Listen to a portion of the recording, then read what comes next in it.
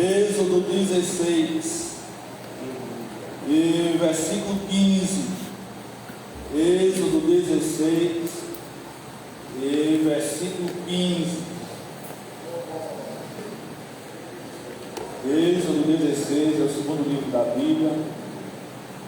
Versículo 15 está escrito: E vendo-a os filhos de Israel, disseram uns aos outros: que é isto? Porém não sabiam o que era. Disse-lhes, pois, Moisés: este é o pão que o Senhor vos deu para comer.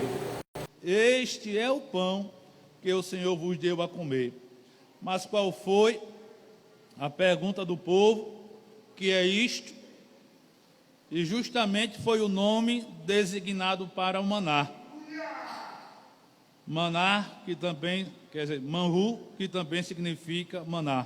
Então, o que é isto? O nome designado para maná. E aplicando a palavra de Deus, irmãos, eu coloquei aqui, que o povo não sabia o que era a coisa miúda. Vendo aos olhos, os filhos de Israel disseram uns aos outros: que é isto? Quando viram aquele negócio miudinho, semelhante ao grão de coentro, o tamanho, eles perguntaram: o que é isso? Que coisa miúda é essa aí? E quando nós aplicamos a palavra de Deus, nós vemos o seguinte: que antes a gente não conhecia as doutrinas sagradas, antes não conhecíamos as doutrinas bíblicas, mas hoje sim. O povo naquela época não tinha conhecimento do maná. Quando viu aquele negócio pequenininho lá no chão, disse: que é isso aí? Isso aí é maná, é pão, é o pão que Deus está dando a vocês para comer. Agora sim, agora a gente está sabendo o que é. Agora estamos sabendo que isto aí é o pão que o Senhor está nos dando para comer. E quando diz respeito à nossa vida, irmãos, sem Cristo, a gente não tinha conhecimento das doutrinas bíblicas. Eu, pelo menos, não tinha conhecimento. Se falasse de algumas doutrinas bíblicas, eu não sabia de nada. Não sabia de nada. Quando se nasce na fé cristã, também a criança não sabe. Mas quando ela vai crescendo, começa a vir para a escola bíblica, ela começa a aprender as doutrinas bíblicas já na classe do maternal. Na classe do maternal, de acordo com a mentalidade dela, é preparado um material para o professor destrinchar a aula para ele. E a criancinha já vai lá, vai ouvindo, é um hino, é uma historinha bíblica já para o infante já ir absorvendo o conceito de maná, que é a palavra de Deus. Em tudo que a criança vai se desenvolvendo, ela passa pelas faixas etárias na escola bíblica. Chega à pré-adolescência, já com conhecimento melhorzinho, vamos assim dizer, sobre doutrina bíblica. Chega na adolescência, vem assuntos de doutrina bíblica. Na classe do jovem, até chegar à classe dos adultos. Enfim, a escola bíblica, irmão, ela é recheada de doutrina bíblica nas várias faixas etárias. E a gente não sabia, o que é isso aí? Que bicho é esse? Quando eu aceitei Jesus, eu já contei que eu não sabia o que era doutrina bíblica e fui pontuando alguma coisa. E meu sobrinho de saudosa memória foi esclarecendo a mim algumas doutrinas bíblicas. Não participava de escola bíblica porque papai dava feira em Cajueiro. E a gente se levantava de madrugada para ir para Cajueiro, para armar a banca. Na verdade eu nem armava, eu chegava e ia dormir. Meu velho aqui armava a banca e quando era umas 6 horas, eu já estava lá também ajudando ele armando, colocando os sapatos, as caixas de sapato em cima das bancas, para a gente aventurar e ver se o pessoal ia comprar sapato. Sapato, irmão, ninguém vende todo dia, né? É uma vez perdida na vida. E meu sobrinho dizia da escola bíblica, e eu falava: mas como é a escola bíblica? E eu imaginava uma coisa. E ele disse: a escola bíblica, Silvói, é desse jeito, tem a classe de criança. E foi especificando tudo. E eu fui imaginando, irmão, como era a escola bíblica. E eu coloquei no meu coração de pedir a Deus para papai acabar com o negócio de dar feira em Cajueiro. Só dar em Viçosa mesmo. Porque a escola bíblica era domingo de manhã em Viçosa. E domingo de manhã estávamos na feira. E eu fiquei orando, meu Deus, só faz papai acabar com essa ideia de ir para a feira em Cajueiro, porque eu quero ir para a escola bíblica, eu quero aprender a tua palavra. Só sei que papai desistiu de dar feira em Cajueiro e eu comecei a frequentar a escola bíblica. Fui a primeira vez, irmãos, e gostei da escola bíblica. Gostei na sala dos jovens, onde eu fiquei. Não tinha discipulado, então todo mundo que aceitava já ia, classe de jovem, de senhoras e senhores, enfim. E eu sei que eu comecei a andar na escola bíblica e fui aprendendo sobre doutrina bíblica na escola bíblica. Culto de doutrina, fui aprendendo sobre doutrina bíblica. Mas até então, eu agia que nem o povo de Israel. O que é isso aí? O que é isso? Eu não estou sabendo de nada, não conheço nada, não sei o que é isso aí não. Você vai começar a saber. A partir do momento que você andar no culto de doutrina, a partir do momento que você começar a andar na escola bíblica, você vai saber o que é doutrina bíblica. E aí, irmãos, a gente começou a ter a nossa mente clareada e começamos a entender sobre doutrinas bíblicas. Eu tenho alguma coisa aqui no material, talvez eu não me detenha nele, mas vou me deter nessa coisa nova aqui, e ao mesmo tempo, entre aspas, velha, que muitos já conhecem, mas alguns novos também não, alguns novos não. Então, eu coloquei aqui, irmãos, alguns exemplos de doutrina bíblica que a gente não conhecia, mas agora a gente já começou ou já começamos a conhecer. O primeiro exemplo de doutrina bíblica, leiam aí Mateus 28, 19, qualquer irmão, em alto e em bom som. Mateus 28, 19. Quem achar, leia em alto e bom som. 28, 19.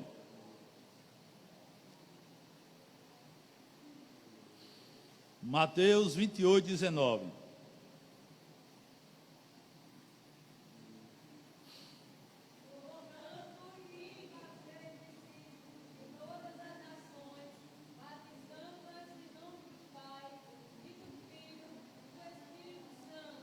Aqui está uma doutrina, a doutrina de Deus, que envolve aqui a Trindade, Pai, Filho e Espírito Santo.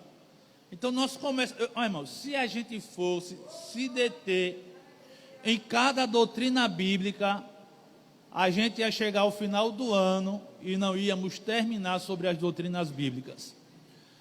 Pastor Antônio Gilberto, de saudosa memória, se não me foge a memória, ele chegou a enumerar aproximadamente, se não me foge a memória, 70 doutrinas bíblicas no livro dele. E se a gente, repito, fosse estudar sobre cada doutrina bíblica o ano, a gente não terminaria este ano as doutrinas bíblicas. Íamos partir para o ano que vem. Mas não é meu interesse, né, desgastarmos o tempo somente neste item 5, né? Mas sim somente dar uma pincelada. Então nós não conhecíamos a doutrina bíblica sobre Deus, sobre a Trindade. Vamos assim agora ampliar a questão.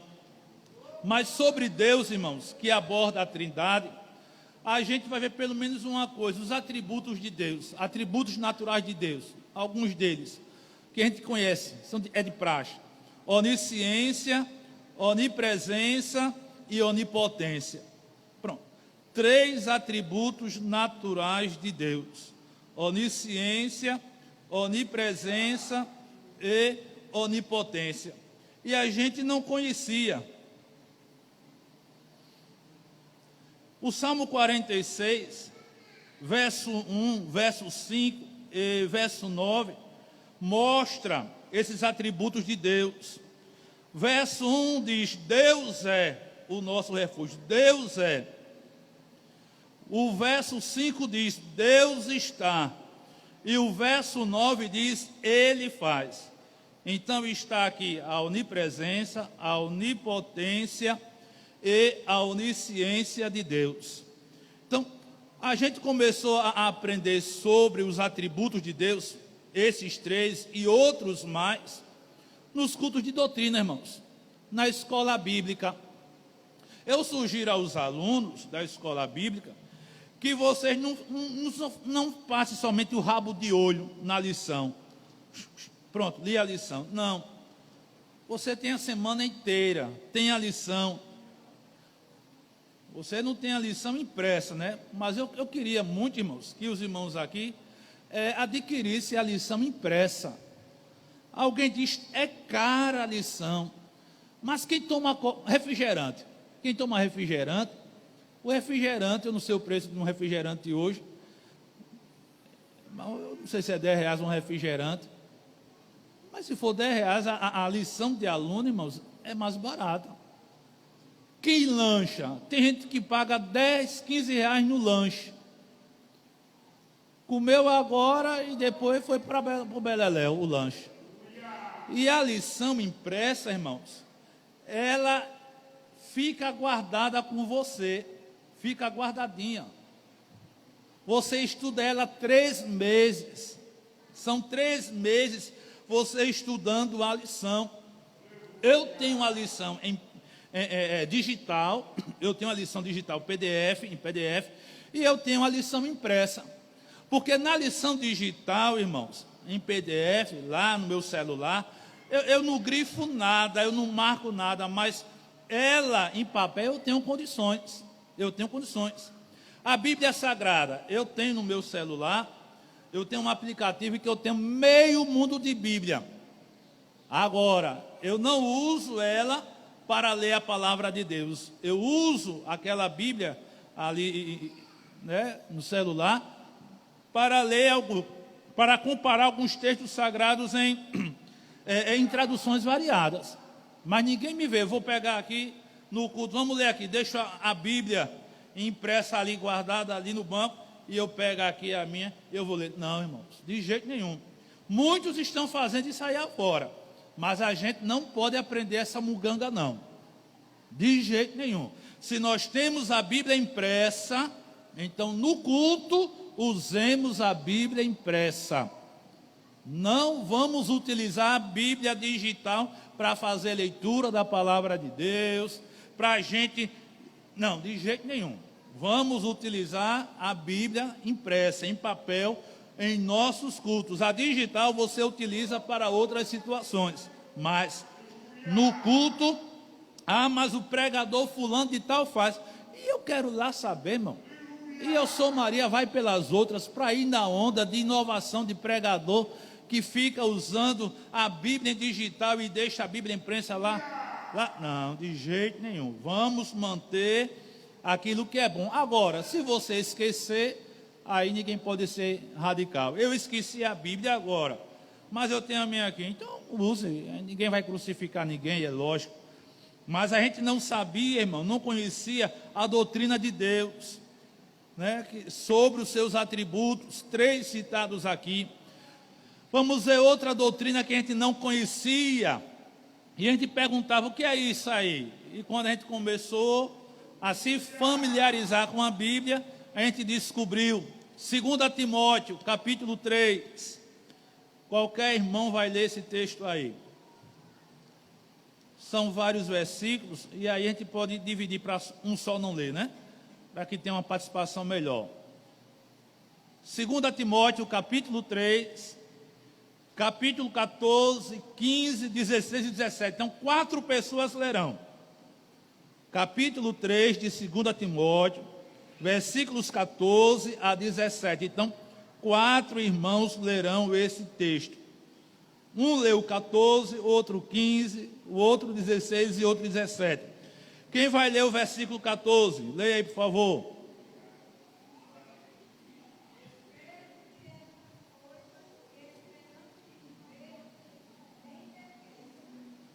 Não, 2 Timóteo, capítulo 3, 14.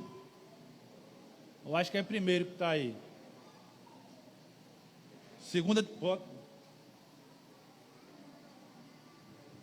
porém, permanece naquilo que aprendeste e de que fostes inteirado, sabendo de que o tens aprendido.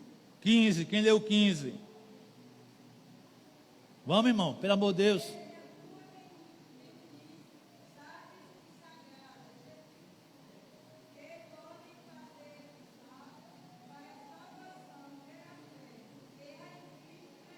Dezesseis, rapidinho.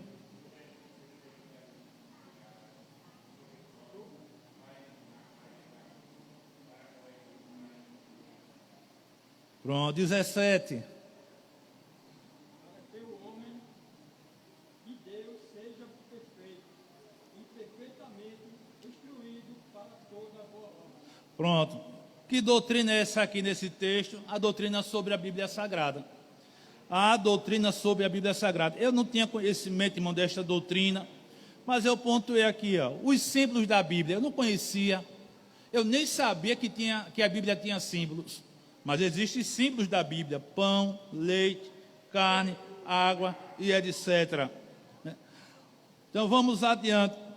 Sobre a Bíblia Sagrada, a doutrina da Bíblia Sagrada, nós também começamos a aprender sobre a sua autenticidade.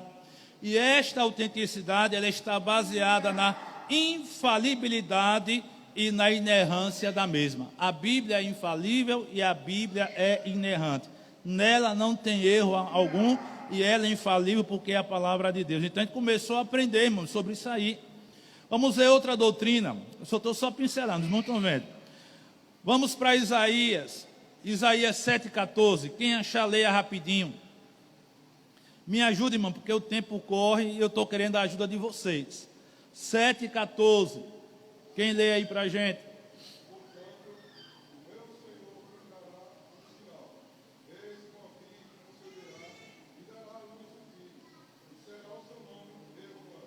Pronto. Que doutrina é essa? Sobre Jesus Cristo. E aqui aborda o que? A sua concepção, a concepção sobrenatural. E a gente não tinha conhecimento da doutrina de Cristo. É só um exemplo. Não. Tem a sua concepção sobrenatural, tem a sua morte, tem a sua ressurreição, a vida em si, os ensinamentos, a sua divindade e etc. Então, há muita coisa sobre a doutrina de Cristo. E a gente não tinha conhecimento, mas foi na escola bíblica, ou é na escola bíblica, é no culto de doutrina, que a gente vai aprendendo sobre essas doutrinas bíblicas e outras. Vamos ver outra doutrina bíblica que a gente não tinha conhecimento, não sabia de jeito nenhum. Romanos capítulo 3, versículo 23. 3, 23 de Romanos, quem pode ler?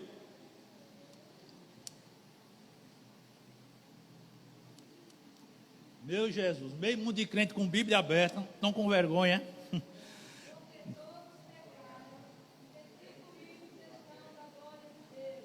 Meus irmãos, a doutrina do pecado. Eu só sabia o que era pecado, porque eu pecava, né?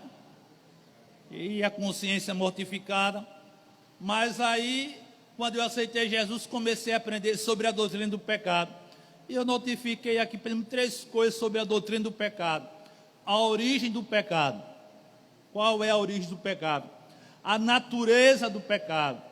E qual é a consequência do pecado? E isso a gente aprende na escola bíblica e no culto de doutrina. Na escola bíblica e doutrina. Se alguém não faz curso básico de teologia, irmãos, eu aconselho, faça o curso básico. Nós temos a nossa FATEAL, que tem curso básico online, ficam os vídeos, os ensinamentos dos professores. Tem a FATEAL, que tem o curso básico, médio e bacharelado em teologia. Nós temos a CETADEB também, que tem o básico, o médio e o bacharelado em teologia. Nós temos também a do pastor Demétrios, lá do Rio de Janeiro, tem o básico, e também é um material bom do pastor Demétrios. Então, você pode fazer teologia para ampliar o seu conhecimento da palavra, você vai conhecer. Ah, pastor, mas é caro. Se você juntar o que você gasta de lanche no mês, você vai ver que você gasta mais com lanche do que com a mensalidade de um curso básico de teologia. Isso aí só vai lhe ajudar, certo? Você vai conhecer mais a palavra de Deus. Então, outra doutrina bíblica que eu e você não conhecia, mas começamos a conhecer e ficar nos alimentando com este pão de Deus. Vamos para Atos capítulo 10, versículo 43. Atos 10, 43. Qualquer irmão leia rapidinho, por favor. Atos 10, 43. Pode repetir a pessoa. Quando não for para repetir, eu digo, repita não, vai ser fulano. Quando for muito extenso o texto. Atos 10, 43. Quem achou para ler?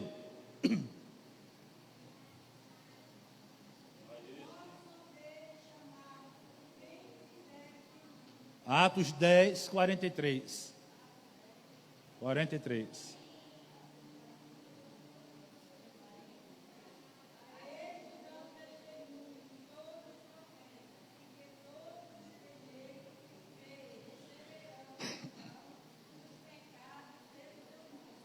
Esse texto aqui fala sobre o que, irmão? Sobre a salvação. Sobre a salvação. Para você receber o perdão dos pecados, é uma doutrina, lógico, o perdão dos pecados é uma doutrina, mas para você receber o perdão dos pecados, logicamente, você tem que receber a salvação de Jesus Cristo na sua vida. Então, o foco aqui não é a doutrina do perdão, o foco aqui é a salvação. Para ser salvo, eu tenho que ter os meus pecados perdoados pelo Senhor Jesus Cristo, Ele que é o Salvador. Então, sobre a salvação, o que nós aprendemos? A origem da salvação, o aspecto triplo da salvação, que é o que são justificação, o aspecto triplo da salvação. Primeiro aspecto, justificação. Segundo aspecto, regeneração. Terceiro aspecto da salvação, santificação. E na santificação vem um tripé: santificação posicional, progressiva e a completa. Posicional é quando a gente aceita Jesus, estamos na posição de santos. A progressiva é enquanto estivermos aqui e chegarmos lá. E a completa é quando se dará o arrebatamento da igreja, e aí estaremos santificados para todo sempre com o Senhor.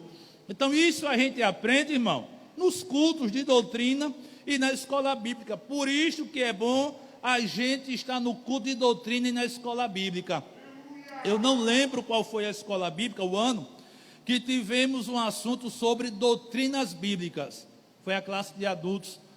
Mas isto aqui certamente já passou por outras classes também, pré-adolescente, adolescente, jovem, sobre doutrina bíblica. Então, é bom vir à escola bíblica e ao culto de doutrina para se aprender. E outra, irmão, e não dormir, né? Porque se você vir dormir, aí você não vai aprender nada.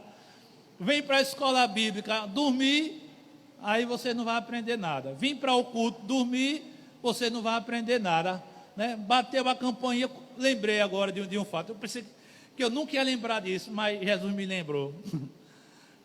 Olha, irmãos, eu passei em um campo e foi o próprio irmão que contou para mim e para a Sheila. Não sei se foi lá em casa que ele contou, mas eu e Sheila estavam. E esse irmão contou para mim e para a Sheila. Na escola bíblica, ele, professor de uma sala de aula, os alunos sentados, ele também sentado, e ele disse: olha, eu sentado, os alunos sentados, quando menos espera, eu dormi na hora do ensino na minha classe. Os alunos também dormiram. Ah, que presepada. O professor dormiu sentado, os alunos dormiram, ele se despertou assim. Onde foi quem estava mesmo? Eu não sei não, a gente viu o senhor dormindo, a gente também dormiu. Olha, e não é piada, isso foi uma realidade. Eu só não vou dizer o local, por questão de ética, mas foi uma realidade, irmão. E de vez em quando, eu salvei um vídeo no meu celular e estou para mandar para o camarada. É um videozinho que um cara dormindo, botou a imagem dos bancos da igreja, ele botou a imagem dele lá, e o meninozinho lá falando que que não se pode, crente não pode dormir na igreja. Perguntando, crente pode dormir na igreja? E os crentes, não. Crente pode dormir na igreja? Ele lá, e os crentes, não. Aí o camarada disse, pode. Aí ele, né? Aí botou lá, pegou um travesseiro, pegou o lençol, houve umas conversinhas para lá, o pregador falando, e disse que na realidade não teria nenhum efeito na vida dele. Resumindo, não teria nenhum efeito. Ele poderia dormir, mas ele não ia aprender nada, não ia ter nenhum efeito nele, porque ele estava dormindo na casa de Deus. Ele pegou, jogou o travesseiro e jogou o lençol. E eu estou para mandar esse videozinho para o camarada, para ele se lembrar. De vez em quando eu digo, e aí? E ele se lembra. Então, irmãos, não durma no culto não. E tem gente que vem para o culto dormir. Não durma. Se você pode tirar um cochilo à tarde, cochile à tarde. Depois de cochilar, renovar seu físico, aí você vem para o culto à noite. Pastor Neco, de saudosa memória, ele viajava muito, dando assistência em Alagoas e quando era necessário em outros lugares. Ele dizia, olha, 15 minutos para mim é suficiente para relaxar, para descansar. Ele foi uma vez lá em Jacaré dos Homens, almoçou lá em casa e disse, Silvio, eu quero tirar um descanso. Pastor, venha para cá. Chamei Sheila, o pastor quer descansar. Ele foi para o quarto da gente, até escurinho o quarto. Ele só descansou 15 minutos. Pastor Amaro estava com a gente lá. Aí pastor Amaro disse, olha, serão 15 minutos somente o descanso do pastor. Será o suficiente para renová-lo. Irmão, e foi o tempo necessário mesmo. 15 minutos de cochilo. De repente eu vejo o chefe, como eu chamava ele, né? Chamava, chefe já? Aí ele disse, já, foi o suficiente. Já estou renovado. Então, irmão, se você vem para a escola bíblica, cochile uns 15 minutinhos. E dizem que um cochilo de 15 minutos é bom para a nossa saúde. Um cochilozinho de 15 minutos é bom para o nosso organismo. Então, cochile uns 15 minutinhos que vai ser bom para o seu organismo. Quando for à noite, você está na sua sala de escola bíblica para aprender, vem para o culto de doutrina também aprender. Então, faça isso e você não vai dormir no culto. Agora, se você dormir no culto e chegar em casa e ficar com os faróis acesos, esse sono não era de Deus, não era o cansaço físico. Esse sono aí era o inimigo que estava colocando em você para você não aprender a palavra do Senhor. O sono que vem do cansaço físico, do labor do dia, irmão, a gente chega em casa e estribucha na cama. Agora, dorme no culto, acaba o culto e fica com os olhos de coruja. Então esse sono não era o físico, foi o inimigo que colocou para você não prestar atenção na palavra de Deus, seja ensino ou pregação. Enfim, a gente não conhecia sobre a doutrina da salvação, mas começamos a conhecer quando começamos a andar nos cultos que envolvem o ensino da palavra de Deus.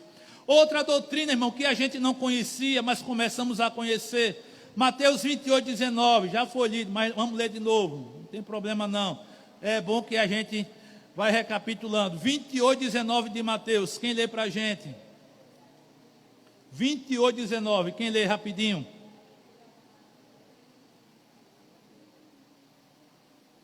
Mateus 28, 19. Portanto, ide e ensinai a todas as nações, batizando em nome do Pai, e do Filho e do Espírito Santo. Pronto, a doutrina do batismo nas águas, batizando-as em nome da Trindade. Então está aqui uma doutrina do batismo nas águas. E o que foi que nós começamos a aprender? O modo do batismo, logicamente que é mergulhar, né? Porque no grego já enfatiza isso, que é mergulhar, imergir, não é receber respingo na cabeça, no grego é o cabo mergulhar mesmo, é enterrar, como Paulo falou, né? O batismo é símbolo da pessoa ser enterrada, morreu para o mundo e quando sai da água está ressuscitado para Cristo para viver em novidade de vida. Então, nós aprendemos o modo do batismo, quem é que deve ser batizado, nós aprendemos. A gente vai ter o batismo nas águas, ninguém se preocupe, teremos o batismo nas águas. E a gente vai dar uma palavra novamente para quem fosse batizar. nosso pastor presidente, o Orisaldo, preparou um panfleto. E aí, o número que eu tiver aqui, eu vou pegar em massa, eu vou distribuir. Posso utilizar o material dele, eu posso utilizar o meu também que tem. Mas se eu utilizar o meu, o dele você vai completamente também seguir, que é tudo dentro da palavra, certo? Então, quem deve ser batizado, a gente aprendeu. A fórmula do batismo, qual é? Está aqui, né? Em nome do Pai, e do Filho e do Espírito Santo. Se não batizar desse jeito, então não está certo. E o que o batismo nas águas não é? A gente aprendeu também, começou a conhecer o que o batismo nas águas não é. Vamos ver outra doutrina bíblica que a gente começou a conhecer a partir do momento em que a gente começou a frequentar a escola bíblica e o culto de doutrina. Vamos para 1 Tessalonicenses capítulo 4. Aí aqui são 2 versículos, 2 pessoas irão ler. Irmãos, eu acho melhor, pelo jeito, eu ir citando por nome, né? Porque aí parece que aí o povo não fica com medo. Eu deixo vocês mais à vontade assim. Mas vamos seguir do jeito que está. 1 Tessalonicenses 4, 16 e 17. 2 pessoas lêem esse texto aí. Um 16 e o outro 17. Quem lerá?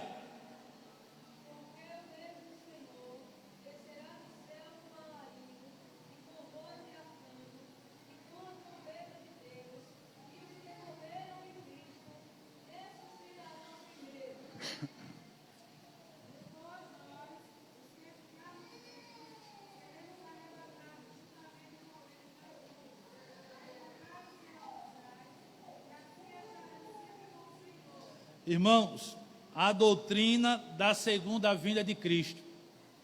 Aqui tem a doutrina da ressurreição.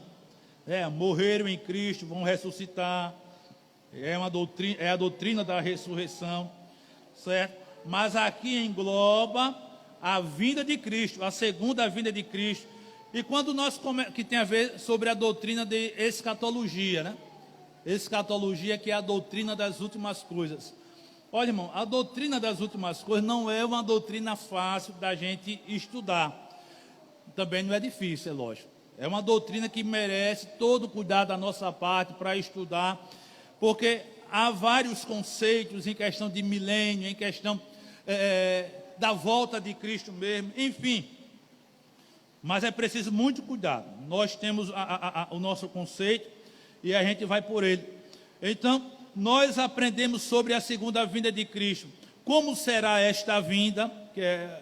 Nós aprendemos também sobre o arrebatamento. Como será o arrebatamento? O que acontecerá no arrebatamento? Está aqui, ó, esse texto aqui, ó.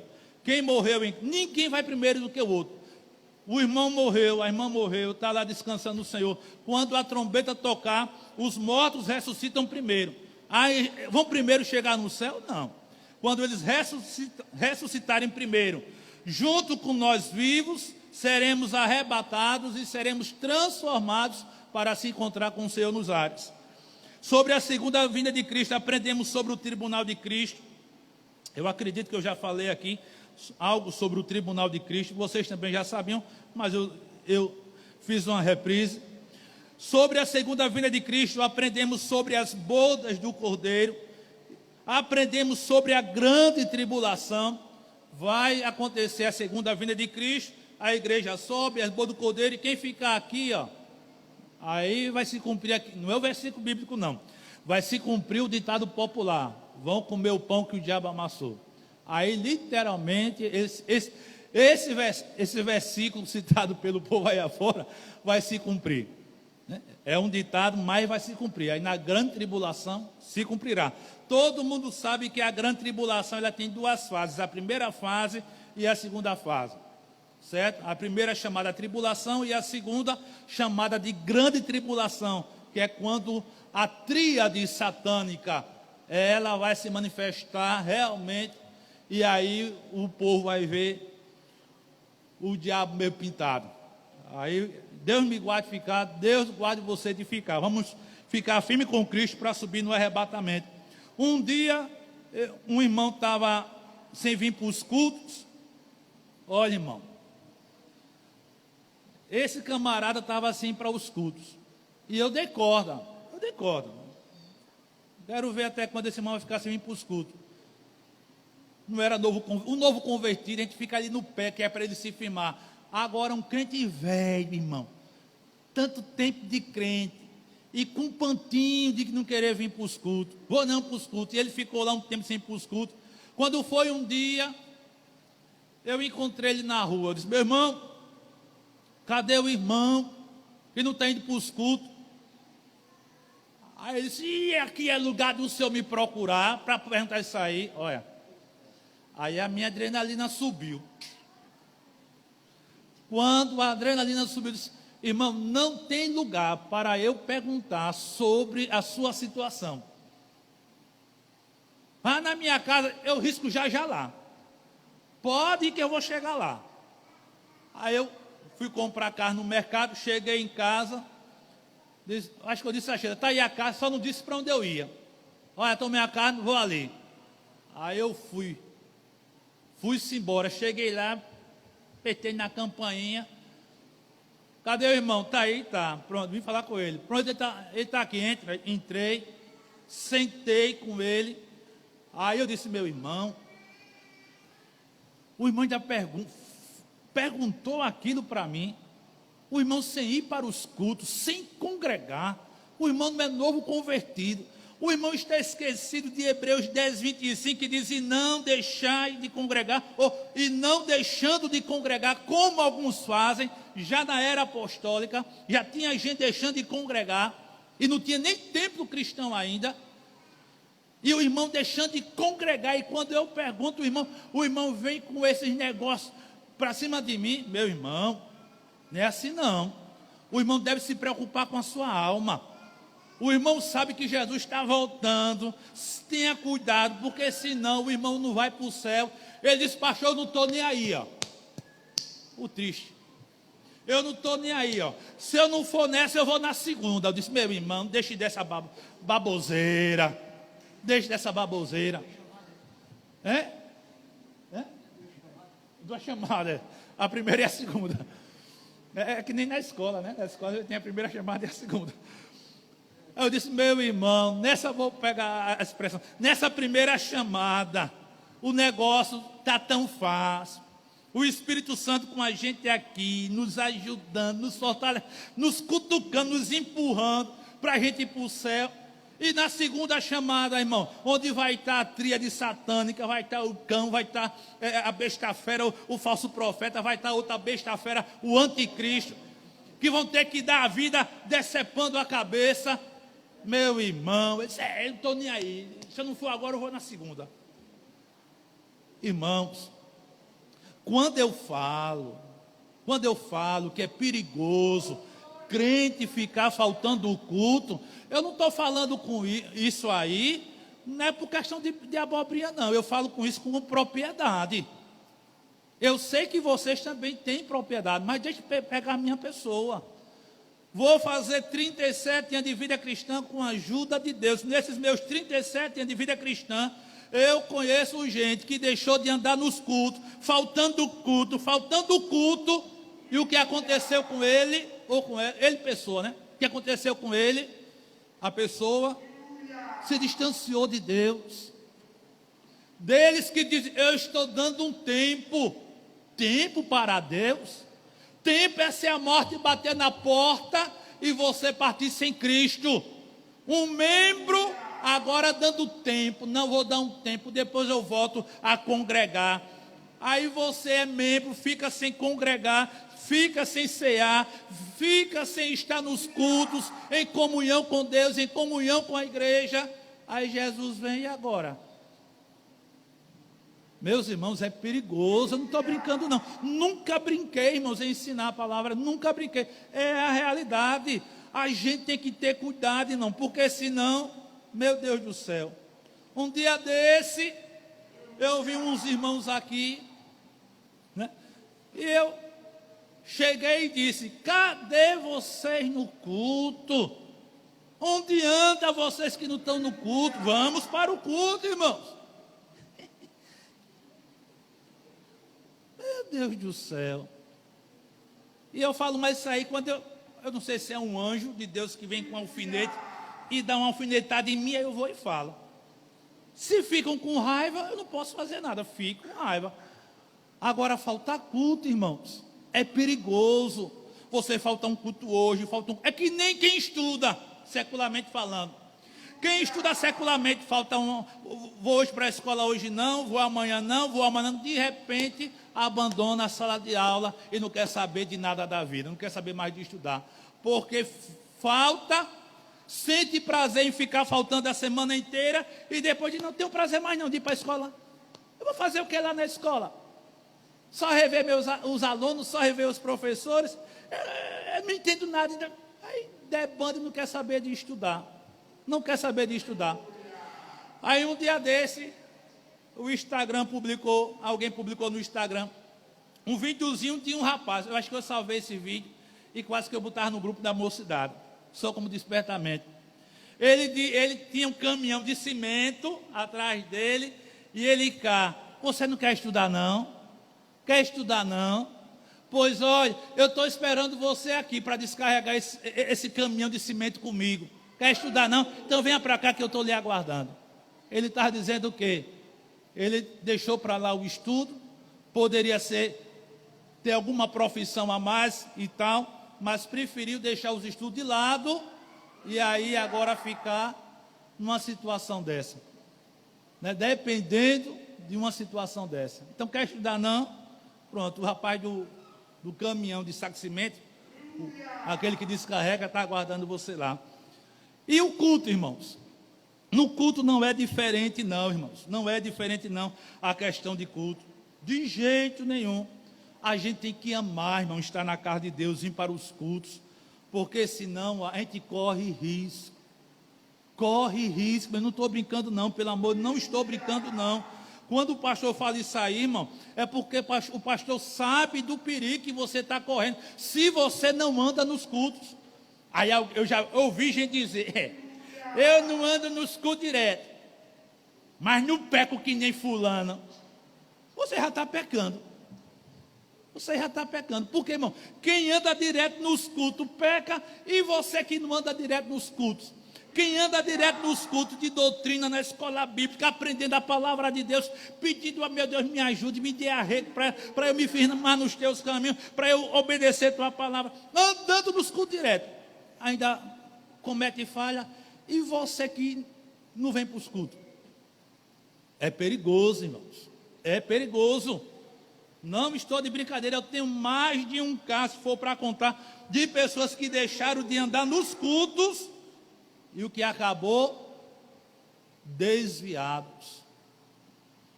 Se desviaram literalmente. Ou quando não, na linguagem atual, desigrejados. Não quer saber de andar mais para a igreja.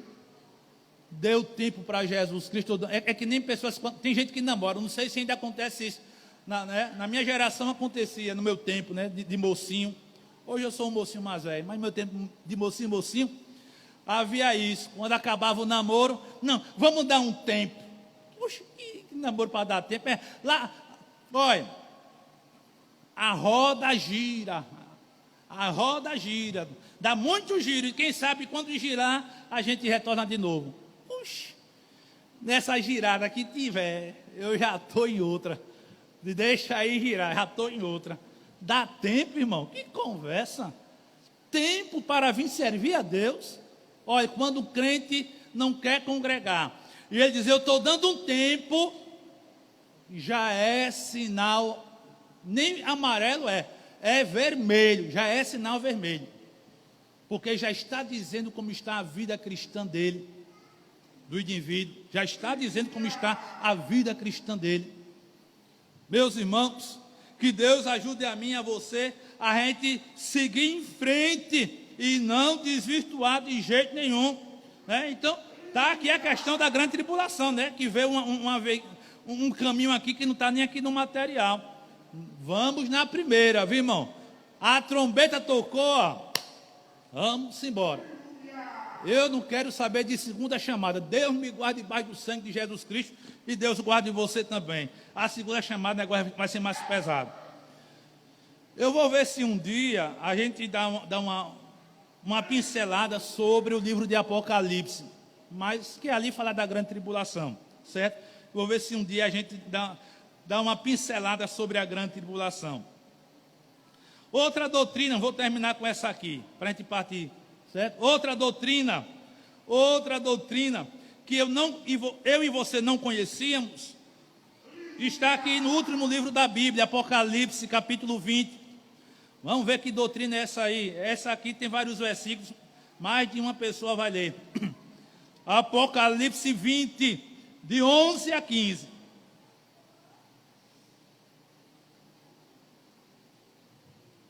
De 11 a 15. 5 pessoas lerão esse texto. Então abra aí rapidinho, já está chegando meu tempo de terminar. 20 de Apocalipse, versículos de 11 a 15. Quem leu 11?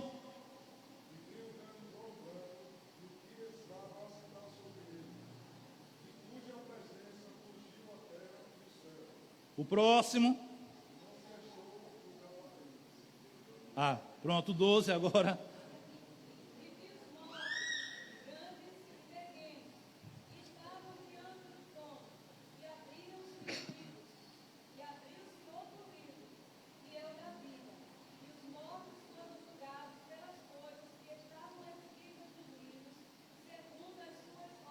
Treze.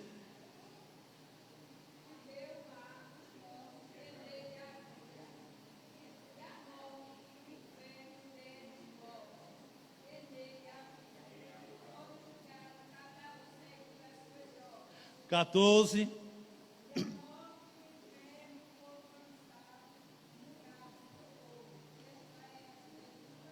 15.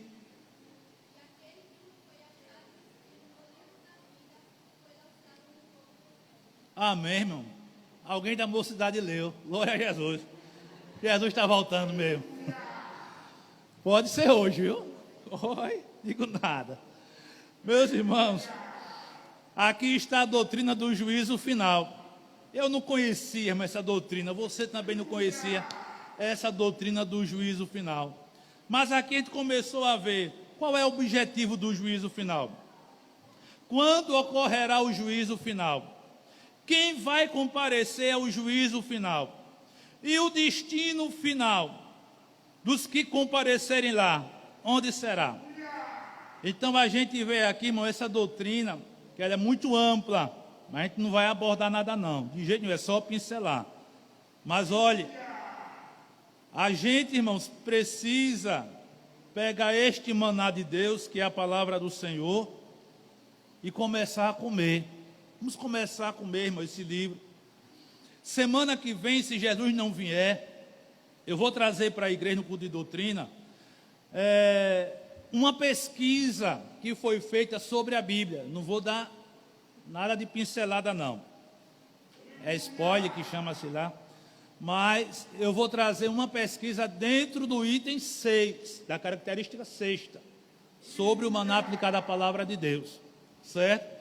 Então que eu e você comecemos ou recomecemos a ler a palavra do Senhor, para a gente ir aprendendo as doutrinas bíblicas e andar na doutrina, andar na escola bíblica, andar em trabalho que envolve ensino, certo?